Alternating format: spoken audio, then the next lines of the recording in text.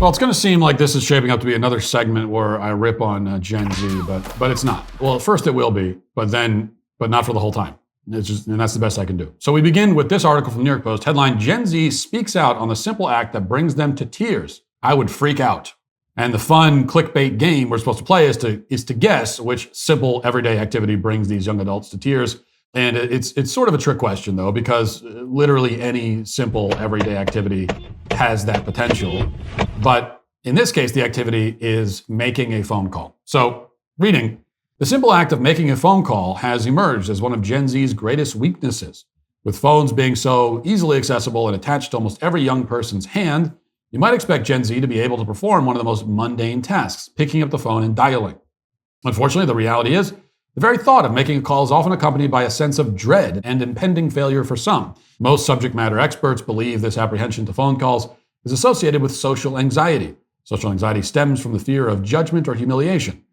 Texting and using apps such as Snapchat prevents mistakes from being made. Texting allows Gen Z to proofread and keep track of their conversation. Now, hang on one second. If anyone of any generation is proofreading their text messages or any other message that they post or send on the internet, that's definitely news to me. Because Gen Z very clearly is not proofreading anything. Although they're still better in that regard than baby boomers, who are, for some reason, renowned for their spelling, syntax, and punctuation errors, not to mention their inordinate love of the ellipsis, but which I don't quite understand, but that's neither here nor there. Let's continue. News.com.au spoke to high school and university students to explain their fear. If I had to make a phone call, I would freak out, one said. When I do make a call, I usually sit down and write potential responses to what I think they'll say to me just so I'm prepared. Another said that it was best just to stay away from phone calls.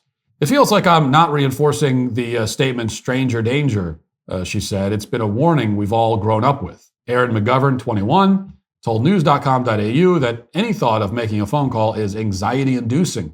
If I'm tasked with calling someone important, the prospect might bring me to tears, she said. The sense of fear of failure contributes to my heightened sense of stress associated with phone calls. Typically, I'll prepare by jotting down what I want to say on paper and imagine what the other person might say, she said. If the other person doesn't respond how I imagined, my reaction and response becomes awkward. So you get the idea. Very, very upset, reduced to tears by phone calls. I have to do something I don't want to do. Do you understand what I'm saying? I do not want to do this! And it continues with more examples of young people who go to elaborate lengths to avoid phone calls or who prepare for a phone call like it's the MCATs or something. I'm not sure I've ever spoken on the phone to someone in Gen Z before for any extended period of time, but I'm sure I have. But if I ever do again, now that I know that they're writing their responses ahead of time, it would be fun to throw some stuff at them that they didn't prepare for. I wasn't prepared for this. I need to prepare. Start the conversation like, hey, how's it going? By the way, did you know that a reindeer's eyeballs turn blue in winter?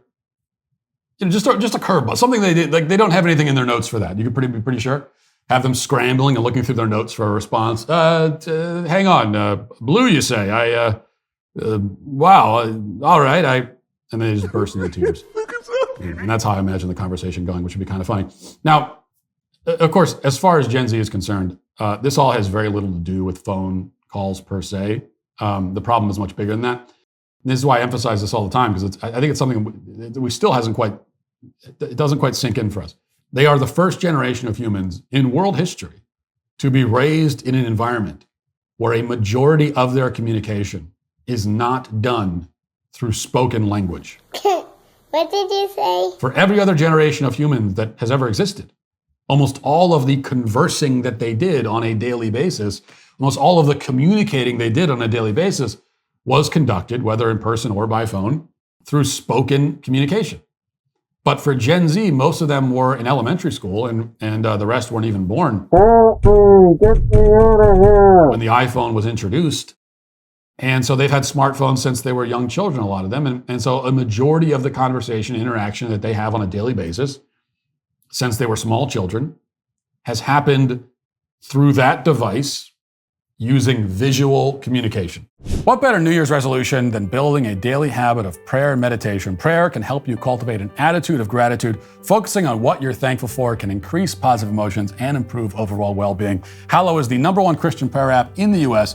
It's helped me maintain a daily prayer routine, and it can help you too. Download the app for free at hallow.com/Matt Walsh. You can set prayer reminders and track your progress along the way. Not sure where to start? Check out Father Mike Schmitz's Bible in a Year, available on the Hallow app. For brief daily reflections and readings, or pray alongside Mark Wahlberg, Jim Caviezel, even some world-class athletes. With Hallow, you can customize a personal prayer plan that works for you. Listen wherever you are with downloadable offline sessions. Using Hallow to connect with others, to share your beliefs and values, can provide a sense of belonging, support, and foster a sense of community as well. Ultimately, we'll learn how to become better individuals in spite of today's broken world. We strive to become more like Christ in our daily lives through prayer, fasting, and giving. Download Hallow at hallow.com/Matt Walsh and get an exclusive 3 months free. That's 3 months absolutely free at hallow.com/Matt Walsh.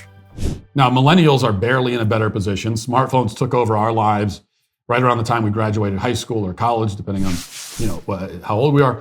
And so our adult lives have been dominated by these devices. But for Gen Z, their entire lives have been consumed by them, which is to say, they don't really know how to speak to people. Do the chickens have large talons? I don't understand a word you just said. They've been conditioned to, and it's not their fault, they've been conditioned to communicate through memes and GIFs and emojis and choppy internet slang. That is so fetch. And again, communicating almost entirely visually. It's not to say they don't talk to people around them, but if you're on your phone 10, 12 hours a day, you're constantly communicating in one form or another with other people. So it's like expecting a child raised by wolves in the forest to come back to civilization and hold a coherent conversation with you. It's just not going to happen. And that's the problem. And then, how does this problem compound itself? What does the exponential growth look like years from now, when you've got another generation who were also raised on the phones, almost all their communication visually, but they were raised by parents who themselves were raised that way. We are going to get to a point, I think idiocracy, people say is prophetic, but idiocracy, from what I remember, they went 500 years in the future, and people, the average IQ was like 70 or 60 or something. I think they were very optimistic. I think if something doesn't radically change in the next 150 years, I think people are going to be communicating. The verbal in-person communication will basically be grunts. Mama! And hand gesturing. There's going to be basically no coherent verbal communication at all. That's where we're headed. Now, with all that said, putting all that to side, they are not wrong about phone calls, though. Now, they may be wrong to cry about it, but it is true that there is very rarely a good reason for a phone call to be made or received. And I was out ahead of this curve 5 years ago when I canceled phone calls on this show. In fact, I think that was one of the very first things I canceled when we first started this segment.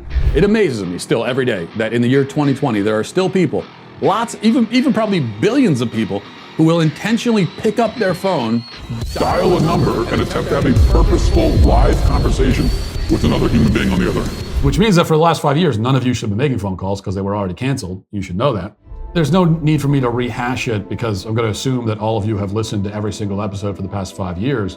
But on the off chance that a few of you have neglected your duties in consuming every piece of content that I have ever produced, then I will just reiterate the basic point, which is, I am an advocate of face-to-face human communication. Not necessarily a fan of that either in every context, but It's a bad time, Bob. All right. From a personal and civilizational perspective, it is the most worthwhile and productive form of communication. But long-form writing, like writing books and letters, is second to that. And then what you have online is distant behind it. But if you're going to communicate with someone in a non-face-to-face format, it can almost always be handled quicker and more efficiently with a text or email. So, we've all been in the situation where you send somebody a text with a simple question or statement, and horrifically, they call you to respond to it. Like, you send them a text, and then you look down and you see their number popping up on your phone, and there are a few feelings worse than that.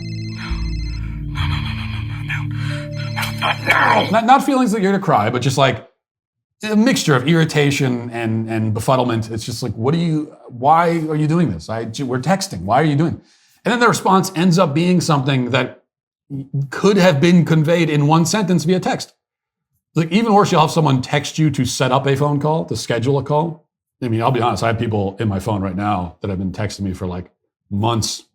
Hey, let's schedule a call. It's like, for all this time, you just, whatever you want to say, just say it. It's not, and then we schedule it, and the day finally comes, and we do our little call. And it turns out that whatever needed to be said could have been said in the very text that were used to schedule the call in the first place.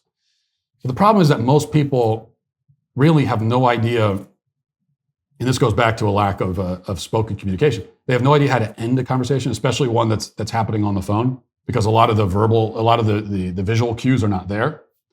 So the discussion that should be, by all rights, 30 seconds long becomes 5 minutes or 30 minutes, as the few sentences they needed to convey have already been conveyed, and now it has to be padded with like 50 pounds of small talk. To the extent that Gen Z is objecting to all of that, they're actually fully justified, and I feel it's necessary to point that out. In fact, you could make an argument that phone companies should be mandated to disable the phone function. Like, the actual phone function on the phone should be disabled, because there's really no reason why anyone needs to use it for that purpose anymore, except for kids. Who, it's the opposite. Like, if they do have phones, it should only be to make phone calls and not to do any of the internet stuff. So you have to adjust the laws accordingly. Better yet, I guess what it comes down to is probably we should all just toss our phones in the ocean and be done with the whole thing. Might not be the healthiest for the fish, but it would be better for us. But until that happens, I'm not going to judge Gen Z for their phone call aversion. So who am I canceling? I guess phones are canceled again, except the one you're using to listen to this right now. That one is fine, but the rest are canceled.